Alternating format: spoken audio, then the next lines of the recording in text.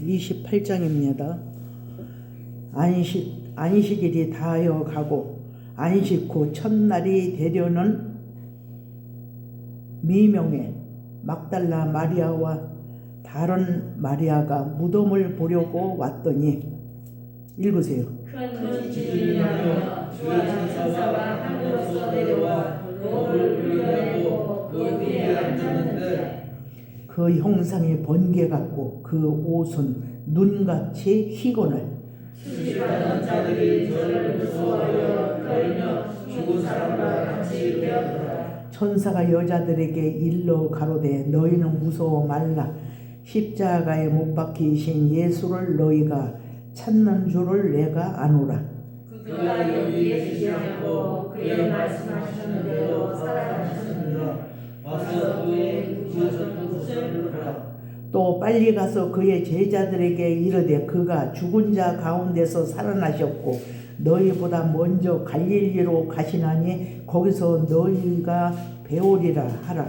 보라 내가 너희에게 일렀느니라 하거늘. 그 여자들이 무서움과 큰 기쁨으로 무덤을 빨리 떠나 제자들에게 알리려고 한지라세. 또 27장 62절 읽어드릴게요. 그 이튿날은 예비일 다음 날이라. 대제사장들과 바리새인들이 함께 빌라도에게 모여 가로되 주여 저 유혹하던 자가 살았을 때에 말하되 내가 사흘 후에 다시 살아나리라 한 것을 우리가 기억하노니 그러므로 분부하여 그 무덤을 사흘까지 굳게 지키게 하소서. 그의 제자들이 와서 시체를 도둑질하여 가고 백성에게 말하되 그가 죽은 자 가운데서 살아났다 하면 후에 유혹이 전보다 더할까 하나이다. 빌라도가 가로되 너희에게 파수꾼이 있으니 가서 힘대로 굳게 하라 하거늘 저희가 파수꾼과 함께 가서 돌을 임봉하고 무덤을 굳게 하니라. 아멘. 기도합니다. 하나님은 독생자 예수 그리스도를 우리를 위하여 보내주셨나이다. 생명의 왕 예수 그리스도께서는 우리를 위하여 책찍에 맞으시고 또 무덤 가운데서 3일 동안 계셨습니다. 우리를 또한 사망의 법에서 생명의 성령의 법으로 우리를 살리시려고 예수님은 부활하셨나이다. 이 사건이 매 분초마다 매일 아버지 잃어버리지 아니하는 은혜가 우리에게 있게 하여 주옵소서. 그 누구도 우리를 살릴 수 없습니다. 생명의 왕 예수 그리스도가 아니고는 우리를 살릴 자가 없습니다. 죄에서 해방받을 수 있는 조건이 어디에도 없습니다. 예수님만 거룩하시기에 거룩하신 피를 사단에게 주고 사단 아래서 우리가 두려워 떨며 살아가는 우리들을 자유하게 하셨나이다. 진리를 알지니 진리가 너희를 자유케 하리라 말씀하셨나이다. 그 말씀을 다 십자가에서 이루셨나이다. 아버지 다 이루어 놓으셨음에도 불구하고 황송하고 죄송하게도 예수님의 부활에 동참하지 못하는 영혼들이 무지개 수인 것을 아버지 생각할 때 죄송합니다. 아버지 너무나도 민망합니다. 아버지여 돌아보시옵소서. 예수님의 부활에 동참하는 생명들이 되게 하여 주옵소서. 어떤 자는 예수님 나사렛에서 태어난 예수님 그 예수님 안에서 갇혀 살아가는 자가 있고 죽으신 예수님 안에 갇혀 살아가는 자가 있습니다. 아버지 부활하신 예수님 함께 동참하여 진리를 알지니 진리가 너희를 자유케 하리라 하신 그 말씀에 동고동락할 수 있는 귀한 생명들의 수가 더해가게 하여 주시옵소서. 이후의 시간에도 아버지 함께하여 주옵소서. 이 자리에 함께 합류하지 못하는 영혼들을 긍휼히 여겨 주시기를 원합니다. 각기 흩어져 있습니다. 철이 없어서 이 자리에 오지 못한 생명도 있고 또한 아버지 여러 가지 모양으로 흩어져 있습니다. 저들을 날개 아래 품어 주시옵소서. 아버지 건드리고 만질 자가 없도록 하나님 내내 지켜주실 것을 아버지 앞에 간청드립니다. 아버지 함께하여 주옵소서. 이후의 시간에도 아버지 손에 의탁하옵고 감사하신 예수님의 이름으로 기도하나이다. 아멘.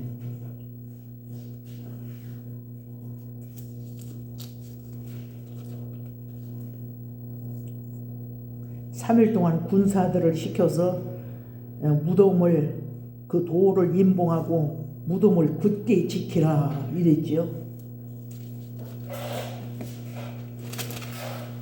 근데 예수님은 무덤에 머물러 있을 수가 없다는 얘기지요. 여기 11절 28장 11절 보면 기가 막힌 역사가 있어요. 여자들이 갈새 파수꾼 중 몇이 성에 들어가 모든 된 일을 대제사장들에게 고하니 그들이 장로들과 함께 모여 의논하고 군병들에게 돈을 많이 주며 가로되 너희는 말하기를 그의 제자들이 밤에 와서 우리가 잘 때에 그를 도둑질하여 갔다 하라. 군병들에게 돈을 주고 소문을 퍼뜨리라고 그랬어요. 근데 지금도 그 줄기에 묶여 살아가는 사람 있잖아요. 무슨 소리를 하고 있어. 예수님의 부활한 게 아니고 제자들이 예수님이 시체 훔쳐가서 부활했다고 거짓말하는 거라고. 지금까지 그거 믿는 사람이 있다는 거지요. 네? 오늘날에 얼마나 거짓말이 만연해요. 근데 양심은 못 속이고 역사를 아무리 왜곡한다고 해도 내 양심 속에 양심을 속일 수가 없지요. 또 하나님을 속일 수가 없지요. 양심은 하나님의 것인데 어떻게 하나님의 것을 속일 수가 있겠어요? 예. 돈을 받아먹고 소문 퍼뜨리는 사람을 하나님이 얼마나 이뻐하시겠어요? 그것도 신앙이라고 하면서 그렇게 하는 사람이 있어요. 역사를 왜곡하고 하나님 앞에 역행하고 원수처럼 살아가는데 주여 주여 하면서 예수님의 이름으로 예수님이 제일 싫어하는 일을 하고 있는 사람들이 목사의 타이틀을 가지고 얼마나 많은 사람들이 따라다녀요. 우후죽순처럼 확인도 안 해보고 분별도 못하고. 그러니까 자칭 성도들은 무엇으로 비유를 하냐면 황충이로 비유를 했잖아요. 예수님이 부활하셨으면 부활이 무엇인가 알아야지. 부활의 신앙이 있어야 돼요. 부활의 예수님의 그 인격이 내 속에 각인의 심령 속에 증거로 오셔야 돼요. 나를 제지하시는 능력이 오시고 내 뜻대로 살지 못하도록 하나님이 제한하시는 상관받는 이런 삶이 따라요. 부활 성도에게는 그렇게 돼요. 예수님의 부활에 동참했다는 게 뭐예요? 육의 소욕대로 살지 않는다고 하는 거거든요. 로마서 8장에 보면 사망의 법에서 생명의 성령의 법으로 우리를 구원해 주시려고. 생명의 성령의 법이 있고 사망의 법이 있어요. 그리고 고린도 후서 4장에서는 의문에 순종하는 성도가 있고 실상을 믿는 성도들이 있어요. 의문에 순종할 때가 뭐예요? 내가 알지 못하고 그냥 따라가는 거예요. 대중을 따라가는 거예요. 다른 사람이 따라가니까, 내가 아는 사람이 따라가니까, 나하고 친한 사람이 가니까 그 뒤에 그냥 합류해서 따라가는 거예요. 신앙생활은 그렇게 따라가는 것이 아니라 배워야 돼요. 눈으로 보고 귀로 듣고 입으로 제자들이 말한 것을 그것이 내 것이 돼야 돼요. 예? 여자들이 갈새 파수꾼 중 몇이 성에 들어가 모든 된 일을 대제사장들에게 고하니 그 파수꾼들이 주인은 누구예요? 대제사장들이에요. 대제사장들의 그 파수꾼들이 제사장들에게 가서 구하는 거예요. 예수님이 부활하셨습니다. 없습니다. 예수님이 시체가 없습니다. 돌이 굴려져서 돌을 임봉했는데 봉함했는데 돌이 굴려져 있어요. 그러니까 그것을 증거한 거예요. 그들이 장로들과 함께 모여 의논하고 그랬어요. 이거 어찌하면 좋까? 예수님이 말하던 대로 그대로 이루어진 것을 백성들이 알면 더 예수파가 더 전파되고 우리가 막을 수 없는 데까지 세력이 더욱 커갈 텐데 이거 어떻게 하면 좋은가 하고 의논을 한 거예요. 그들이 장로들과 함께 모여 의논하고 군병들에게 돈을 많이 주며 가로되 너희는 말하기를 그의 제자들이 밤에 와서 우리가 잘 때에 그를 도둑질하여 갔다 하라. 만일 이 말이 총독에게 들리면 우리가 권하여 너희로 근심하지 않게 하리라 하니 너희들에게 위험이 오지 아니하도록 우리가 설명을 다 하겠다 이 소리예요. 군병들이 돈을 받고 가르친 대로 하였으니 이 말이 오늘날까지 유대인 가운데 두루 퍼지니라 그랬어요. 이게 거짓말 소문에 붙들려 살아가는 사람들이 오늘날에도 있잖아요. 예? 확인도 안 해보고 12 제자가 갈릴리에 가서 예수의 명하시던 산에 이르러 예수를 배웠고 경배하니 오히려 의심하는 자도 있더라. 그러니까 거짓말을 따라가는 역사가 있고 실상을 따라가는 역사가 있지 않겠어요? 어떤 사람은 그냥 갈릴리에 가서 예수님의 명하시던 산에 올라가서 예수님께 경배하는 그런 무리들이 있는가 하면 제사장들의 종이 돼서 돈을 많이 받고 그 입에 채워주지요. 돈으로 보통 채워져 갖고 그거 비밀로 하겠어요? 그 비밀이 누설이 되면 저들이 죽게 생겼으니까 절대적으로 비밀이 붙이겠지요. 예수께서 나와 일러 가라사대 하늘과 땅의 모든 권세를 내게 주셨으니 예수님이 하나님께 받았어요. 그러므로 너희가 가서 모든 족속으로 제자를 삼아 아버지와 아들과 성령의 이름으로 세례를 주고 내가 너희에게 분부한 모든 것을 가르쳐 지키게 하라. 볼지어다 내가 세상 끝날까지 너희와 항상 함께 있으리라 하시니라 그랬어요. 그런데 이 말씀을 믿어지십니까? 믿어지는 사람은 말하는 것도 틀리고 생각하는 것도 틀리고 행동하는 것도 틀려요. 잃어버리고 살아가는 사람은 틀리지요. 반대지요. 돈을 받고 군병들의 그 줄기를 따라가는 거지요. 아닌 것 같지만 결과적으로 그 줄기에 따라갈 수밖에 없어요. 다섯째 천사가 나팔을 불매 햇불같이 타는 큰 별이 하늘에서 떨어져요. 근데 그가 또 무조갱의 열쇠를 받았네. 무조갱의 열쇠를 받았다고 하는 건 하나님 없는 심령들 무조갱이에요. 마음이 무조갱. 한 줄 물속은 아는데 사람 속은 모른다고 하잖아. 무조갱이야. 사람 예수님 없는 그 마음 탐욕으로 연단받은 그 마음이 무조갱이에요. 한도 끝도 없어. 지구촌 아래 있는 돈을 다 내게로 자기에게로 가져온다 할지라도 족함이 없어. 세상은 족함이 없어요. 그래서 나중에는 예수님 피까지 받았잖아요. 사망은 다고다고만 해요. 거머리에게는 2딸이 있는데 그 또 2딸은 다고다고만 한다고 그랬어요.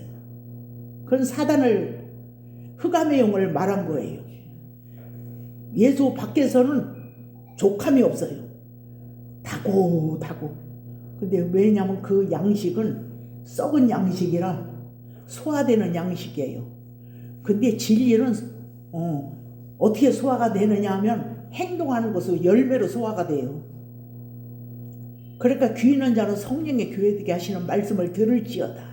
이기는 그에게는 하나님의 낙원에 있는 생명나무의 과실을 주어 먹게 하리라. 예수님을 주어 먹게 하리라. 피로 이루어지고 살로 이루어진 하나님의 말씀을 양식으로 주어 먹게 하리라. 그럼 뭐예요? 눈이 밝아지지요? 귀가 밝아져요. 아니 생명과를 먹는데 눈이 안 밝아집니까? 귀가 안 밝아집니까? 혀가 풀리지 않습니까? 예? 혀가 풀려요. 사단이 하는 소리 그런 소리 하지 않아요. 부지 중에는 할 수 있지만은 아유 사탄아 물러가라 하고 정리하는 거죠. 자기 관리를 말씀으로 하는 거예요. 이것이 부활의 성도예요. 이런 사람을 하나님께서 눈동자같이 지키세요. 우리는 보이는 조건으로도 너무 겸비하지 못한 갖추지 못한 예배를 드려서 너무 송구하고 죄송해요. 보이는 그런 분위기도 그것으로도 믿음이 약한 사람, 믿음이 어린 심령, 젖먹이 신앙들은 교회로 들어올 수 있는 분위기를 그것을 통해서 하나님은 허락하실 수 있어요. 근데 우리는 그런 것이 없어요. 그래서 죄송해요. 송구하고 항상 예배할 때만 되면 죄송하고 송구한 거예요. 떳떳하지 못한 거예요. 그래서 우리는 기도하고 준비해야 돼요. 예수님의 부활에 동참하는 것이 무엇인가 묵상해 보세요. 그냥 의례적인 의식적인 습관적인 예배만 드리고 그냥 끝나는 것이 부활절기가 아니라는 거지요. 하나님 기뻐하시는 건 인격의 변화가 있는 거예요. 사망의 법에서 생명의 성령의 법으로 바꿔지는 거, 인격이 바꿔지는 거, 주인이 바뀌어지는 거. 사망의 주관자가 나를 주관하고 있다가 그 주관자가 내 몸에서 내 생각에서 나가는 거예요. 근데 진리 하나님의 영으로 진리의 영으로 내가 인도함을 받으면 예수님 부활에 동참하는 거예요. 내 뜻대로 사는 것이 아니에요. 아버지께서 이끄시는 대로 아버지께서 상관하시는 대로 살아가게 돼요. 이것이 부활의 성도예요. 뭐 그냥 의식적인 예배 보이는 조건으로 떡해서 나눠주고 분위기로 막 전달하고 우리 교회는 그런 것이 부족하잖아요. 그것도 겸비해야 돼요. 구약에 보니까 4,000명이요. 찬양대원이 4,000명. 그런데 대형교회를 큰 교회는 말씀이 없어 이렇게 정리를 하면 안 돼요. 성경에 4,000명에 찬양대원이 4,000명이 있었어요. 그러면 하나님을 거스리는 거잖아요. 그때는 그것을 통해서 하나님의 예배를 받으셨으니까 신령과 진정으로 예배하는 자들은 받으셨으니까 우리는 말을 조심해야 돼요. 적은 교회라고 또 무시해서도 안 돼요. 큰 대형 교회라고 해서 저런 것만 좋아한다고 이렇게 얘기해서도 안 된다는 거예요. 우리는 성경대로 말을 해야 돼요. 하나님이 이루시고 명하여 보내신 그 말씀이 무엇인가를 이해를 해야 돼요. 이해를 하지 못하면 하나님을 대적하는 원수로 서 있어요. 육신의 생각은 그래서 하나님과 원수가 되나니 그랬어요. 로마서 말씀이잖아요. 로마서 말씀. 내 소리가 아니에요. 육신의 생각 하나님과 원수가 된다는 거예요. 그럼 무적행에서 무엇이 올라온다고 했어요? 계시록 9장에서는 황충이들이 올라온다고 했어요. 황충이들이 올라온다고 하는데 이 황충이가 뭐냐? 성도를 가장한 가짜 성도. 예수님과는 무관한 가짜 성도. 황충이로 비유한 거예요. 근데 그들이 어디서 나왔냐? 무적행에서 나왔어. 거듭나지 못한 육의 소욕에서 나왔어. 그러니까 황충이들이 또 어디서 나옵니까? 계시록 11장에서는 두 증인이 예언을 마치고 나니까 무적행에서 짐승이 올라와요. 무적행에서 짐승이 올라와. 그래서 두 증인하고 싸워. 그래서 두 증인을 전쟁을 일으키다가 두 증인이 죽어요. 무적행에서 올라오는 그 짐승들에 의해서 두 증인은 사망을 하는 거예요. 그래 그들 시체가 큰 성길에 있다 그랬어요. 근데 그 성은 영적으로 하면 애굽이라고도 하고 소돔이라고도 한다는 거예요. 예수님이 돌아가신 그곳을 상징한 거예요. 그것이 뭐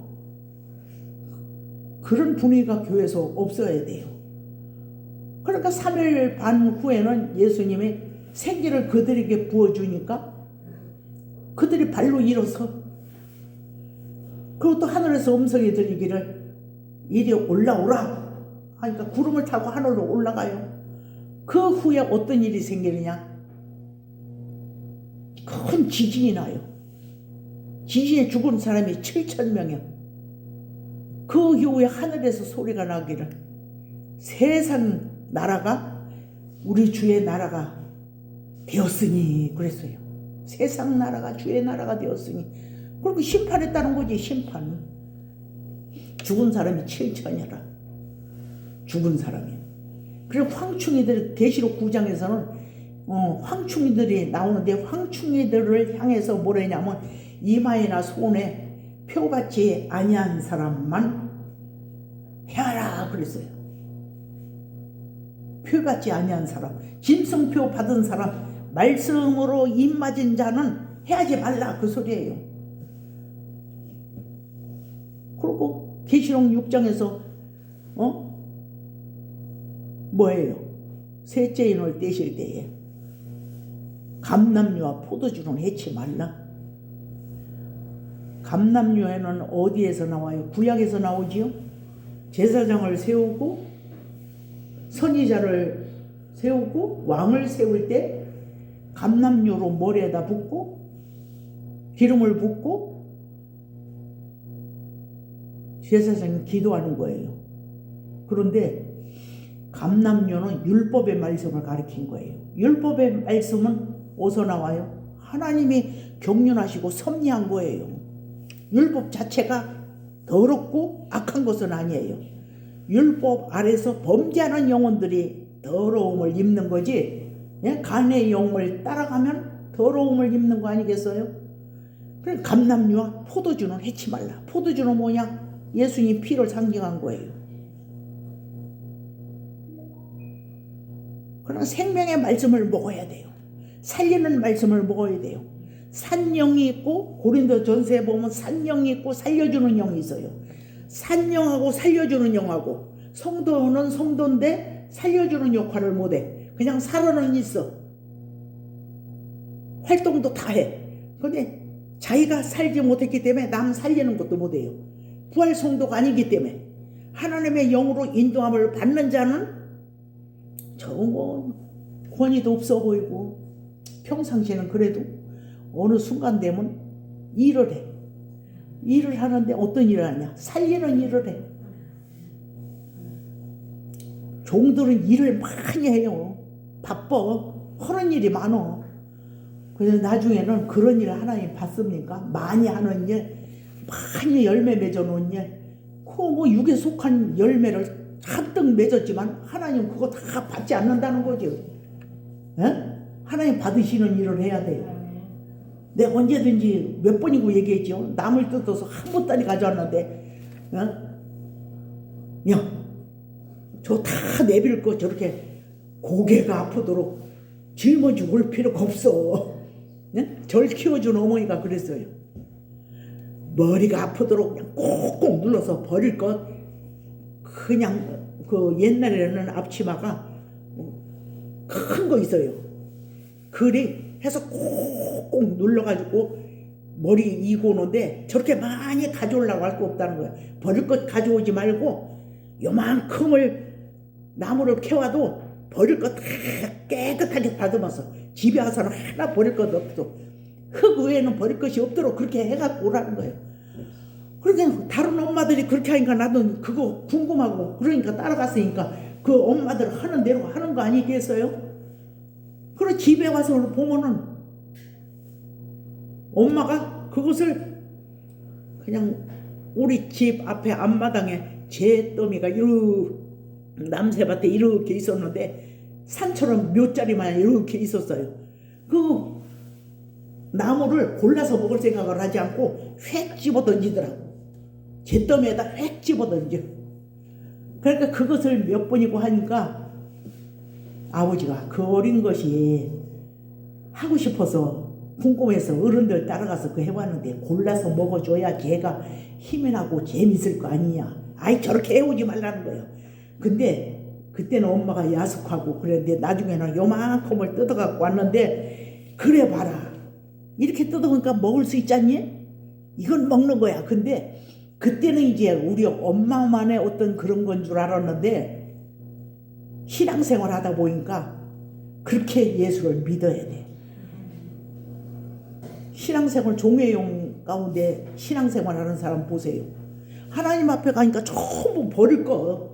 하나님 받지도 않는 거 잔뜩 남을 캐서 온 거 마냥 응? 그거 하는 거예요. 육의 소용. 나한테 필요한 거, 내 육신에 필요한 거, 내 얼굴 세우는 거, 내 이름 세우는 거, 내가 좋아하는 사람들 그런 열매만 맺잖아. 하나님은 관심 없고. 그런데 아들은 안 그래요. 아들은 예수님이 오셔서 그랬잖아요. 나는 나를 보내신 아버지의 일을 하는 것이다. 우리가 그렇게 살아야 된다니까. 그것이 최우선이어야 돼요. 그래야 그 다음으로 배우자를 섬겨도 진실로 섬기게 되고. 그래서 예수 믿는 며느리 얻어보세요. 믿음 있는 며느리는 딴짓 안 해. 함경원이 저 믿음이 어린 것 같아도 저 딴짓 합니까? 저 서방밖에는 몰라. 모르니까 예수 믿는 며느리를 안 얻는 거지. 예수 믿는 사이를 보고 예수 믿는 며느리를 봐야 돼요. 그럼 딴짓을 하질 않아. 그러니까 철이 없으니까 우리 아들부터가 아이 나는 우리 엄마같이 되는 여자는 싫어. 그리고 얼마나 고생합니까? 엄마 말이 사람의 소리로 알아들으니까 지금까지 아내 잘 못 만나서 기질이 맞는 사람을 만나야 되는데 그러니까 뭐 아빠도 응원해줘. 나쁜 쪽으로 응원해줘.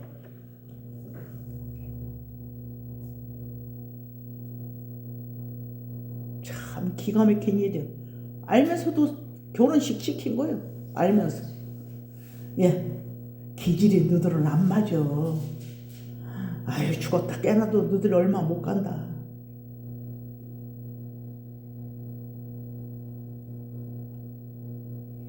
근데 그 소리 들어갔어. 어머니 그거 한 가지는 내가 잘못했어요. 그거 한 가지를 통해서 한 인생이 잘못됐는데 꼬였는데 그거 한 가지는 내가 잘못됐대. 근데 그거 한 가지가 아니에요. 자기 인생 그릇되고 남의 인생 꼬이게 만들었잖아요. 분별을 하면은 그렇지 않아. 그럼 시아버지가 믿음이 없으니까 결혼시켜야 된다고.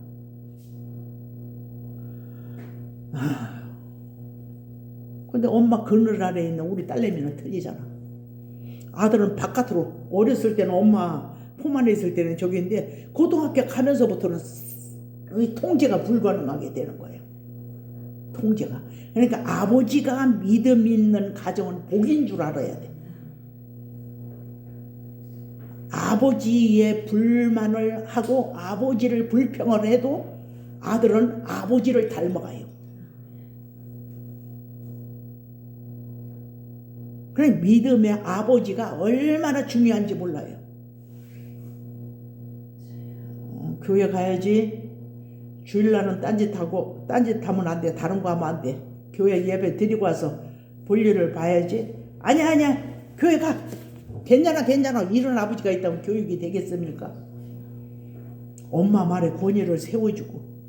내가 어느 가정 얘기했죠. 제천에서 감리교회 다닐 때 그냥 그 동서간의 교회를 다니는데 큰 동서 한 사람만 예수를 제대로 믿어. 두 동서가 교회로 오는데 세상에 속한 믿음을 가지고 있어. 동서 하나는. 근데 큰 동서는 이래도 저래도 말이 없어. 가만히 보니까 그 사람이 믿음이 있더라고. 내가 보니까. 그러니까 집에서도 남편이 아내를 무시하고 쉽게 보니까 아들 셋이 있는데 아들 셋도 똑같이 전에 아버지처럼 엄마를 무시하더라고. 그러니까 누구까지 어디까지 모치냐면 조카, 그 시골 마을이니까 조카도 있지요, 시동생도 있지요, 동서도 거기서 믿음이 있으면 그렇게 하면 안 된다고 분위기를 잡고 있어야 되는데 믿음으로 분위기를 갖고 있지 않으니까 동서는 그냥 동정하는 척만 하지 더 기분 나쁜 분위기를 가지고 있어. 믿음이 없는 그 동서는. 그리고 시동생하며 조카하며 아들 셋하며 영감하며 아주 바보, 아주 모자란 사람 대접봐도 돼. 그래 한 번은 신방을 갔는데 요만큼 나왔어. 그 양반이 예수님 모시러 나오는 것처럼 그 마음이 외로워. 근데 구역 예배 드리러 갔는데 그 논뚝에 뿔 엎드려가지고 날 보고 기도 좀 해달랴. 전선 시골에는 전도사님이 당회장이었어요. 그게 전도사님이 없으니까 이제 나보고 이제 기도를 해달라는 뿔 엎드렸어. 얼마나. 근데 그 감정을 설명하지 않아도 내가 다 읽을 수 있더라고요. 그 순간에 막 울면서 안고 기도해 줬어요. 감히 머리 위에나 손 얹지 못하고 손을 붙들고. 그러다 나중에는 그것도 부족하니까 안더라고 내가. 그러고는 통곡을 하면서 한참 울면서 기도를 하고 그 집으로 예배 드리러, 구역 예배 드리러 갔다니까. 그 잊혀지질 않아요. 그냥 받는 믿음 있는 사람이에요. 개인 교제 해본 적도 없어. 근데 날 보고 꿇 엎드려 기도해 달라고 하더라고. 말하자면 속장이지, 집사지. 감리교단은 여기 장로교회는 집사인데 감리교단은 속장이야, 속장.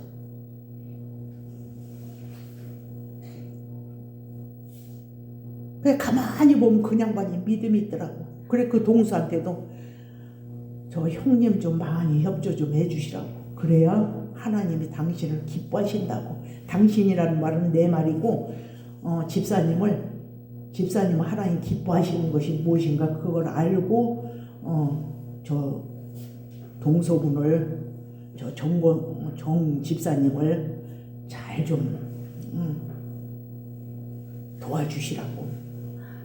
그래요. 남의 일보다. 그거 남의 일이 아니잖아요. 응? 그래 믿음 없는 자의 편에서 믿음이 있으니까 그냥 아들이 뭐라 해도 그래 알았다. 그냥 말썽 안 일으키려고. 또 그게 아니라고 두지 막 벌떼처럼 달라들으니까 자기 편은 하나도 없으니까. 그러니까 아버지가 믿음이 있다면 그래서 그 아들 3명은 삼형제는 왜 건강하게 성장했겠어. 엄마 무시해가면서. 그런 집으로 시집 온 며느리들은 분위기가 어떻게 되겠어요? 그러니까 건강한 이 부모가 다 예수님 말씀에 붙들려 있는 사람이면 그 가정은 정말 하나님 얼마나 소중해 보겠느냐. 참. 그래서 나는 어렸을 때 그냥 믿음은 있는데 가난해. 그러면 야, 우리 가정에는 남자가 믿음이 없으니까 저 가정을 도와줘야 돼.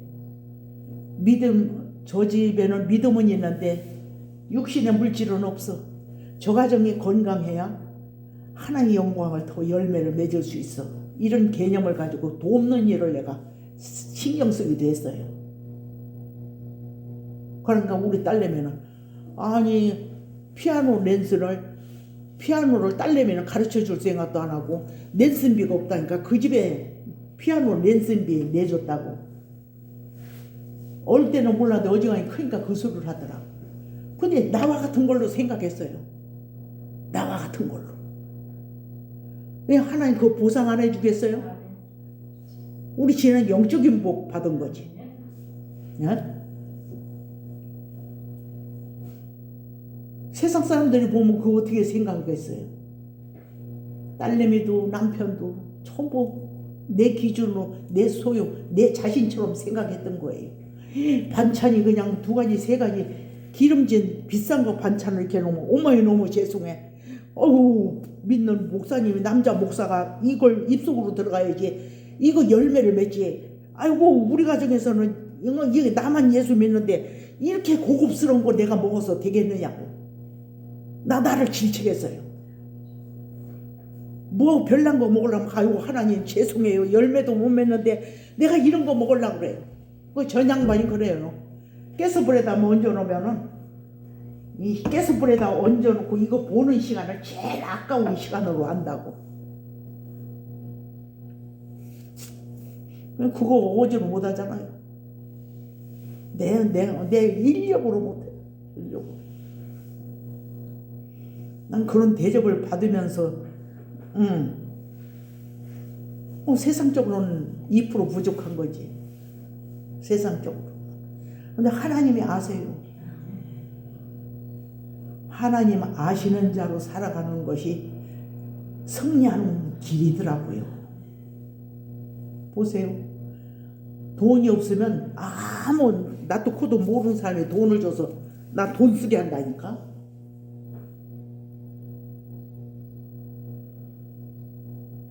여러분도 그런 경험 해보세요. 나도 코도 몰라. 왜 나 돈을 주냐고 하면 그냥 주고 싶대. 그런 사람 딱 한 사람 만났어. 거리 이사 가서. 그럼 마트에 갔다가 역전에 가면서 가는데 아유 하나님 내 손 잡아주세요. 자연애가까지 가는데 참 대가 나네요 하나님. 근데 그날은 그냥 갔어요. 근데 이틀 후인가 사흘 후에 멀쩡하냐고 자가용을 세워. 볼 일이 있는가 보다 하고 그냥 나 갈 길만 가는 거지. 근데 어머니예요 어머니. 돌아다 보니까 나를 부르는 거예요. 무슨 일이세요? 어머니 자연애가 가시죠? 왜 그렇습니다. 여기 타세요. 왜요? 자연애가 사는 줄 어떻게 아세요? 아니 여기서 역전해서 가는 분이 자연애가 그쪽으로 가는 것이 맞지요. 근데 타라고 두 번 누가 태워주더라고. 낯서는 사람이. 근데 그것은 나중에 아유 희한하네. 3번이구나. 차 태워준 사람이 3번이구나. 한 번은 동사무소 가는데 아니 차를 몰고 오셔야지. 이 다 저녁에 동사무소 문 닫을 시간이 다 돼가는데 어떻게 바깥 양반도 안 계시냐고 혼자 이렇게 오셨냐고. 내가 엄청 나이 들어 보였는가 봐 그때는. 아유 혼자 가셨냐고. 근데 아유 조금 기다리시라고. 그때 뭔 날인가 모르겠네. 김을 그냥 선물하려고 김을 몇 보따리 사가지고 여기저기 나눠주는 그런 분위기더라고요. 근데 여자분이 나이 적은 것도 아니야. 72살인가 그렇대. 근데 이제 선수 운전하니까 동사무소 내가 거기 가니까 조금만 기다리시라고. 아이고 싫다고. 나 먼저 간다고. 간대. 몇 발자국 안 가서 그 양반이 와서 빵빵해. 이게 보니까 그 양반이. 그래서 타고 간 거예요. 근데 엄청 멀어. 동사무소가. 주민센터가 그렇게 멀을 수가 없어. 근데 또 올 때도 또 집 앞까지 또 태워다 주더라고. 근데 중요한 건 뭐냐면 야 이놈아 네가 지금 대가 나지? 내가 너를 다 보고 있어. 네가 힘들게 살고 있는 걸 내가 보고 있다. 알고 있다. 이거더라고요. 힘이 나겠습니까? 힘이 안 나겠습니까? 에? 힘이 나요. 사람의 위로는 힘이 안 나. 잠깐이지. 근데 하나님의 위로하는 건 힘 주시는 건 맥에 떨어지면 그 생각만 해도 감사해요. 그 전에 얘기했잖아요. 저기 지혜가 어디 간다. 지혜가 어디 간다. 둘러보니까 나를 가르쳐서 그러는 거야. 내가 무슨 지혜겠어. 내 속에 말씀, 지혜의 말씀이 있잖아요. 머릿속에 가슴속에 지혜의 말씀이 있잖아. 그렇게 지혜가 저리 어디로 가니까 파수꾼 잘 파수하라고 명령, 이 음성은 안 들리는데 명령하는 그 분위기를 내가 읽었어요. 기회가 어디를 통해서 어디로 가니까 이사야 62장인가 어디에 보면 이스라엘을 지키시는 분은 졸기도 아니하며 주무시기도 아니한다는 말씀이, 그 말씀만 보면 그게 생각이 나는 거예요.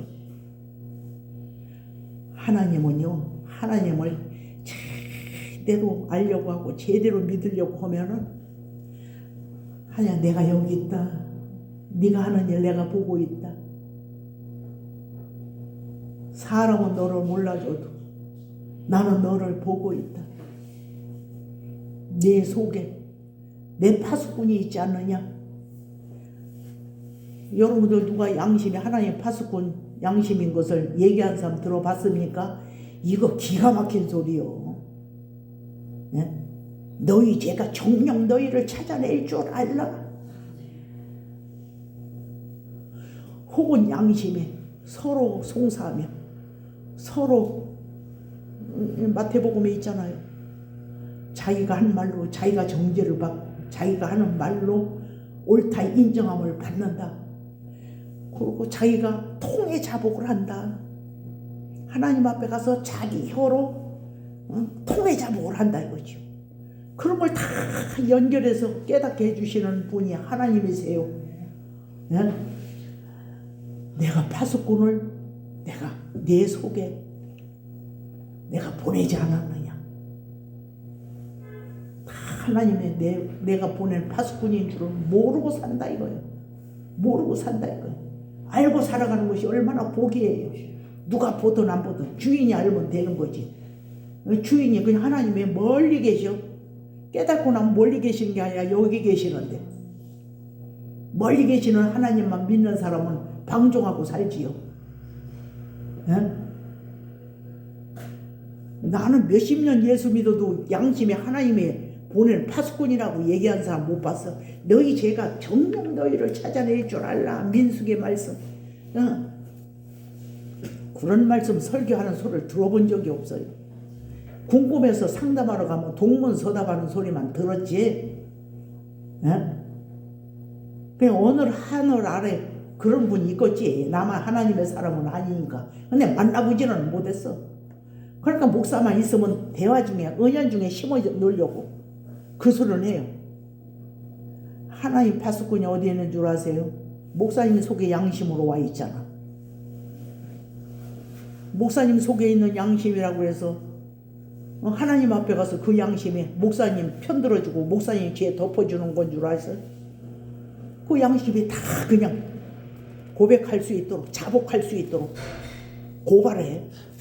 그러니 얼마나 기가 막혀. 지금 몰래카메라 뭐 이런 거 좀 가까이 왔지요. 심판날이 가까이 왔다 하고 우리에게 의식 있는 사람은 그걸 깨달아요. 그 몰래카메라 얼마나 불편합니까? 도둑 하나 잡으려고 그거 해봤는데 무척 복잡하고 복잡해. 근데 하나님 보낸 이 양심은, 이 파수꾼은 하나님은 그렇게 복잡하게 부리지도 않아.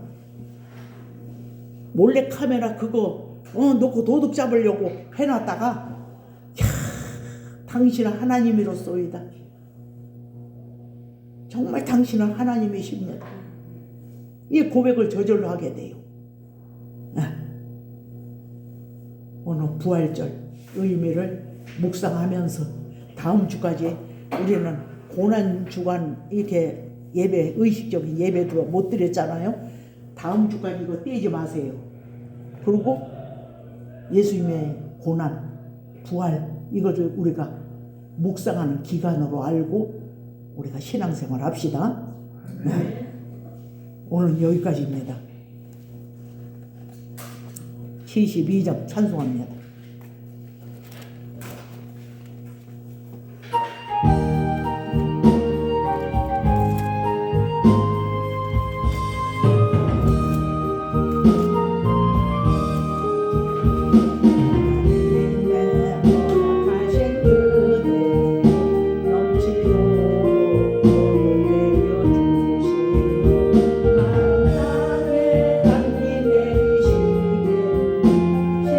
주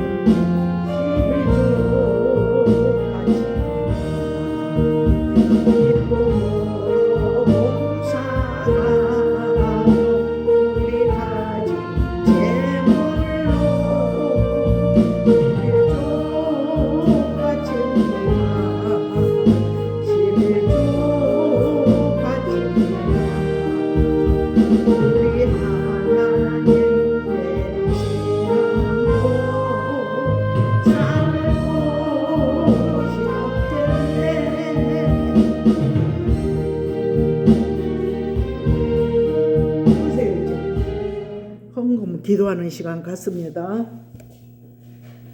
하나님, 예물을 아버지 앞에 올려드립니다. 드린 손길에 함께하여 주옵소서. 의와 인과 힘이 있는 예물을 드린 심령 후에 하나님 말씀하신 거기에 미치지 못한 손길 후에도 하나님 함께하여 주시기를 원하나이다. 구하는 바를 거절하지 아니하신다고 하셨나이다.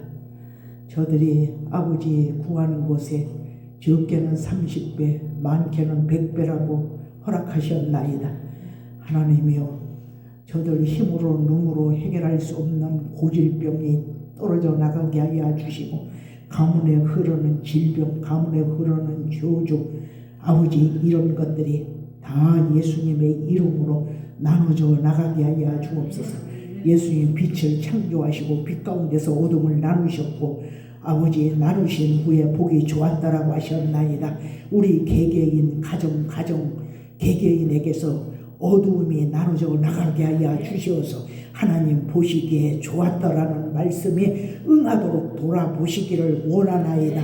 하나님이여, 저들 후손이 복을 받게 하여 주시되 영원히 잘되는 복을 허락하여 주시기를 원하나이다. 아버지, 악한 자, 불의한 자, 불법한 자, 꼬인 자, 이중성격자, 아버지 불의한 자, 아버지 충, 아버지 이런 더럽고 누추한 것들이 전염병 바이러스가 저들을 주관하지 못하도록 비껴가게 하여 주시기를 원합니다.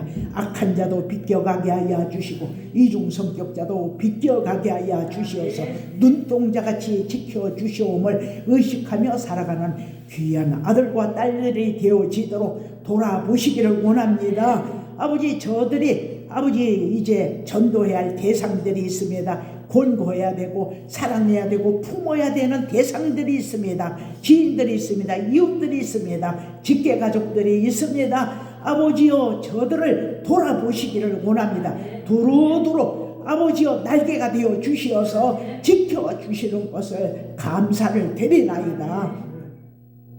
부활절 아버지 감사를 드린 그 감사를 받으시고 11절을 감사로 받으시고 아버지여 주일 헌금을 받으시기를 원합니다.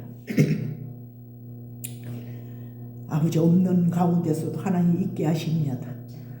아버지, 종에게도 내가 너의 행위를 사람이 보지 못하지만 나는 보고 있다고 하는 것을 나한테 일러주실 때 아버지 것처럼 저들에게도 그런 체험을 할 수 있도록 아버지 하나님 체온을 느끼며 살아갈 수 있도록 저들을 지켜주시옵소서.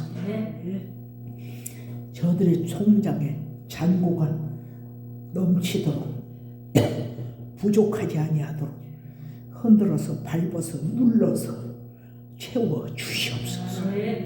예수님의 이름으로 축복하며 간절히 기도하옵나이다. 아멘. 73장 한 절 부릅니다.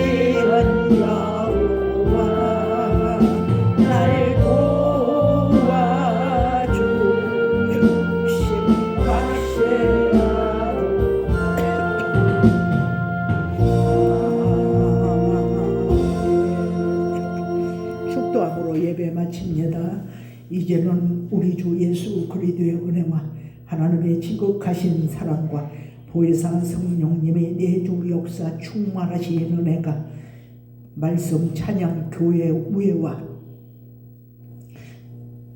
우리 교회와 연관되어진 생명들에게 우리가 사랑하고 품어야 되고 전도해야 되고 권고해야 될 생명들을 향하여 동일한 은혜를 구합니다. 이 나라 국가 위에 함께하여 주옵소서. 저 국정을 사람에게 맡기지 아니하시고 하나님이 함께하여 주실 것을 간청합니다. 아버지, 하나님의 위력과 권력과 권세가 만구 전부터 이제와 세세토록 함께 계실지어다. 아멘.